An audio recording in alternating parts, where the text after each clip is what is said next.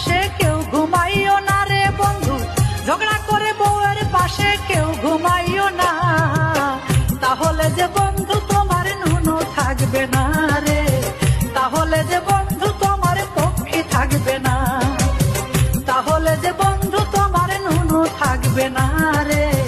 তাহলে যে বন্ধু তোমার পক্ষে থাকবে না। পরকিয়া বাইরা গেছে, ভাবিরা সব খেই পায়াছে,